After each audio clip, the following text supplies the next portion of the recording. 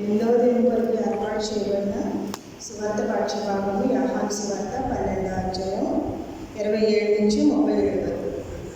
ఇప్పుడు నా ప్రాణము కలవరపడుచున్నది. నేనేమందుని తండ్రి, ఈ గడియ తటస్థింపకుండా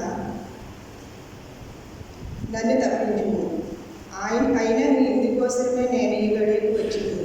తండ్రి, నీ నామం మహిమపరచమని చెప్పాను. అంతటా నేను దానిని మహిమపరచును. మరల మహిమపరచును అని ఒక శబ్దం ఆకాశం నుండి వచ్చింది. కాబట్టి అక్కడ నిలుచుండి వినిన జనసమూహము ఉరిమెనని, మరికొందరు దేవదూత ఒకరు ఆయనతో మాట్లాడనని. అందుకు యేసు, ఈ శబ్దం నా కొరకు రాలేదు, మీ కొరకే వచ్చింది. ఇప్పుడు ఈ లోకమునకు తీర్పు జరుగుతున్నది. ఇప్పుడు ఈ లోకాధికారి బయటకు త్రోసివేయబడు. నేను భూమి మీద నుండి పైకెత్తబడిన ఎడల అందరినీ నా యొద్దకు ఆకర్షించుకుందనని చెప్పాను. తాను ఏ విధముగా మరణము పొందవలసి ఉండేనో సూచించుచు ఆయన ఈ మాట చెప్పాను.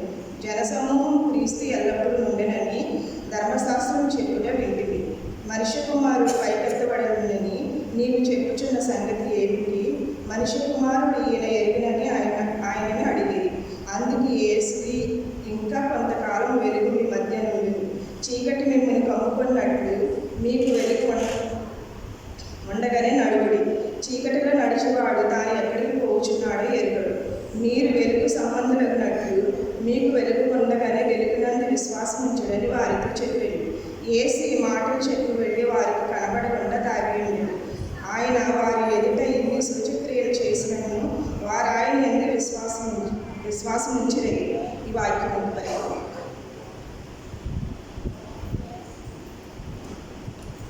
8వ సాయంత్రం